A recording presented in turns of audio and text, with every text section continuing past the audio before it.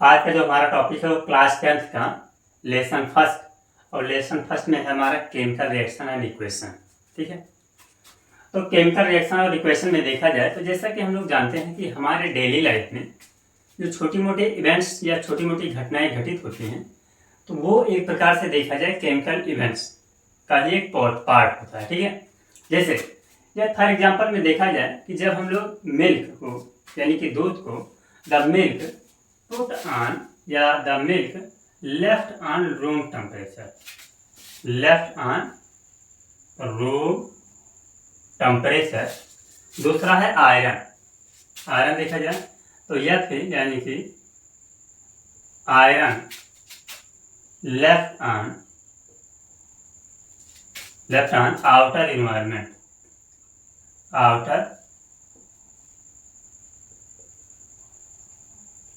outer environment or humidity area, or humidity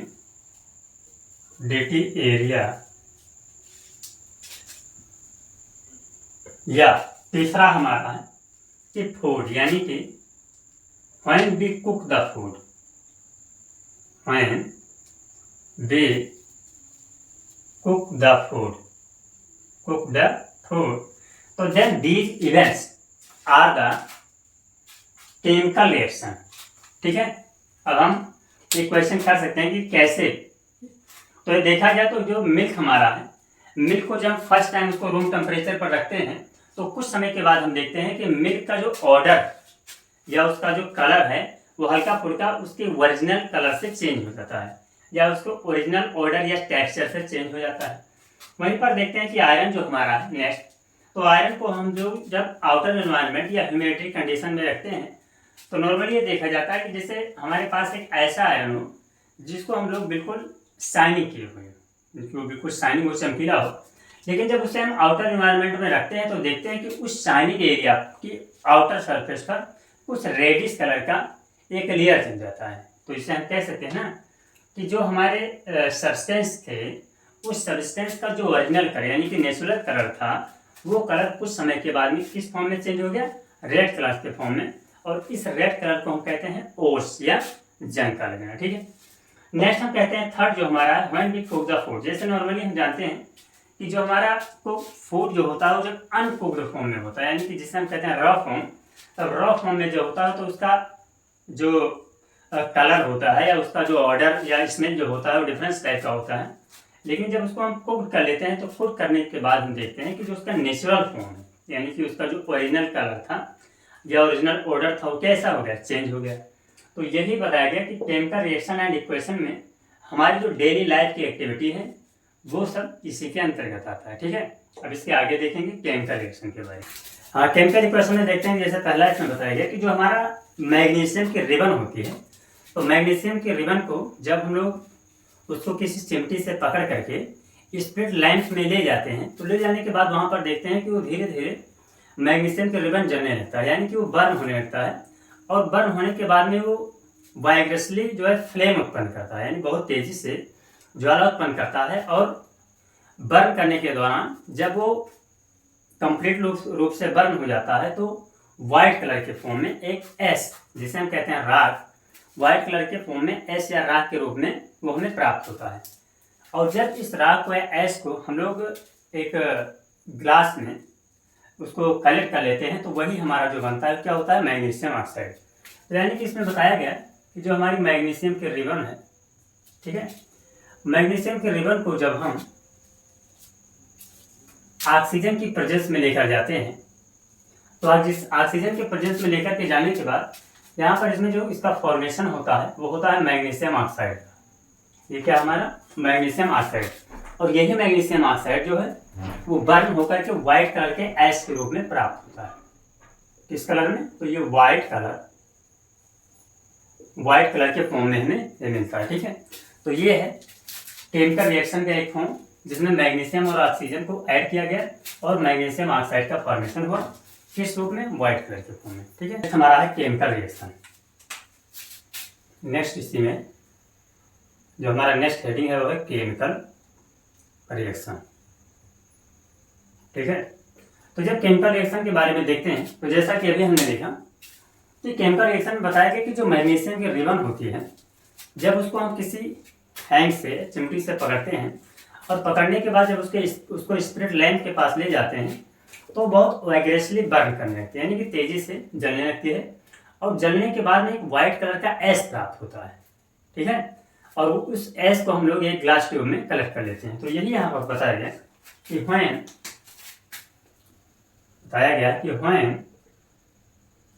magnesium ribbon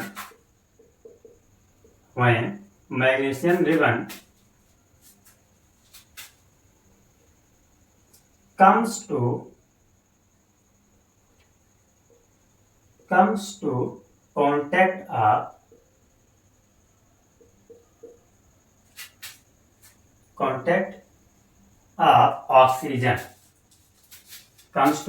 of oxygen, they burn vigorously.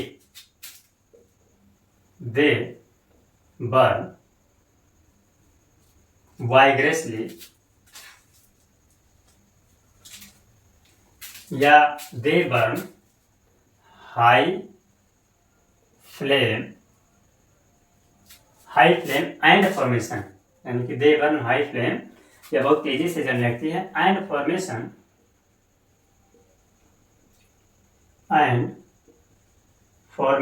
of ash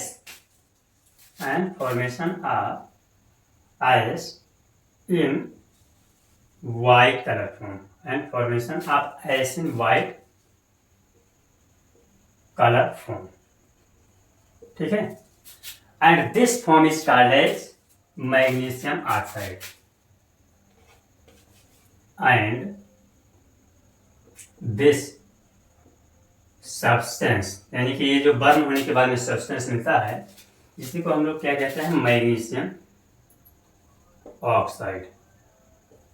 ठीक है, अब यदि हम ये केमिकल रिएक्शन देखें तो केमिकल रिएक्शन हमारा कुछ इस तरह से होगा कि इसमें ये हमारा है मैग्नीशियम और प्लस ये हमारा है ऑक्सीजन। ठीक है, अब जब दोनों को आपस में रिएक्ट किया गया तो यहाँ पर ये बनाता है मैग्नीशियम ऑक्साइड, ये हमारा हो गया मैग्नीशियम ऑक्साइड। ठीक है, ये हमारा मैग्नीशियम ऑक्साइड हो गया। तो ये हमारा हो गया केमिकल रिएक्शन का मैग्नीशियम ऑक्साइड के फॉर्म में एक एग्जाम्पल। ठीक है, इसके आगे देखते हैं। नेक्स्ट इसमें हम देखते हैं जो केमिकल रिएक्शन के बाद नेक्स्ट टॉपिक हमारा है वो हमारा आता है बैलेंस ऑफ केमिकल रिएक्शन। तो आइए देखते हैं केमिकल रिएक्शन को हम बैलेंस करते हैं। तो अगला हमारा जो है वो है बैलेंस ऑफ केमिकल रिएक्शन।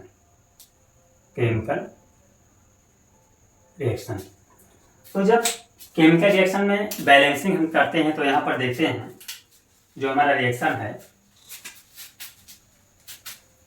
ये है Zn प्लस H2SO4। ठीक है ना, तो यहाँ पर हमारा Zn हो गया जिंक, H2SO4 यानी सल्फ्यूरिक एसिड, और दोनों को जब मिक्स किया जाता है तो यहाँ पर इसका फॉर्मेशन होता है वो है ZnSO4 प्लस H2। ठीक है, अब यदि इसमें बैलेंसिंग के लिए किया जाए तो सबसे पहले इसके हम एक एक कंटेंट को लिखते हैं और इसके फिर इसमें लेफ्ट हैंड साइड और राइट हैंड साइड दोनों लिखते हैं। तो जब इसमें सबसे पहले हम इसके पार्ट्स के बारे में बात करें, यानी कि जो जो इसमें कंटेंट यूज हुए हैं, एक हमारा हो जाएगा लेफ्ट हैंड साइड और एक हो जाएगा राइट हैंड साइड। ठीक है, तो सबसे पहले यहाँ पर देखा जाता है, सबसे पहले हमारा है जिंक, फिर हमारा है हाइड्रोजन, फिर हमारा है सल्फर और फिर क्या है ऑक्सीजन।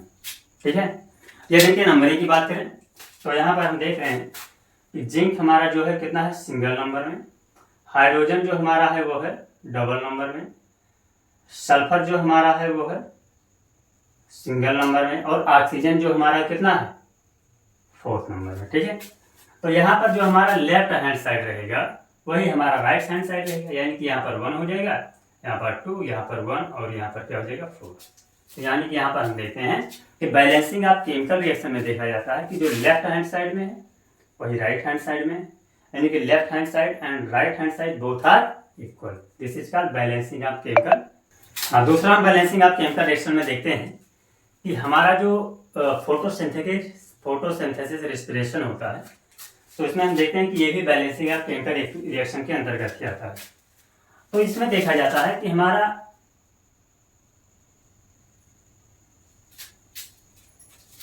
इसमें जो है 6CO2 प्लस 12H2O होता है।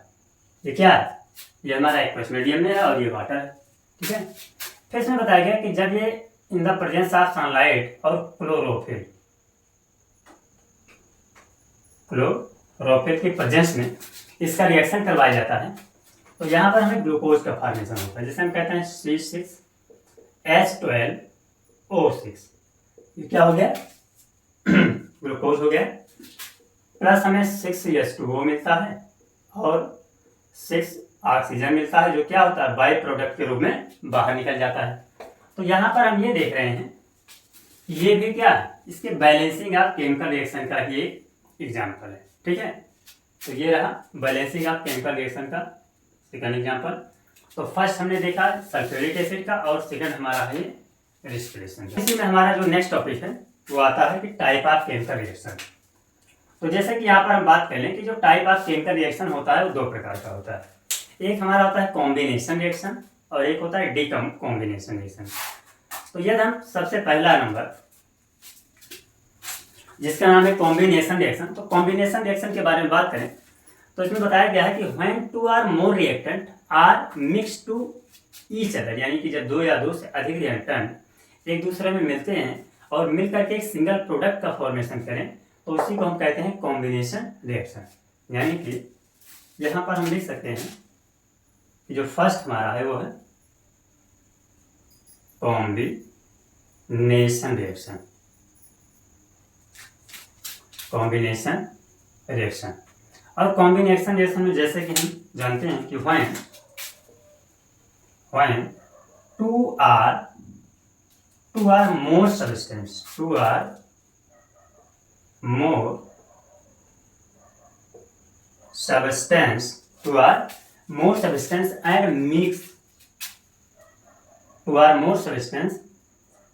and mix to each other and formation of a single product is called क्या हो जाएगा? Combination reaction. कॉम्बिनेशन और ये हो जाएगा रिएक्शन, ठीक है।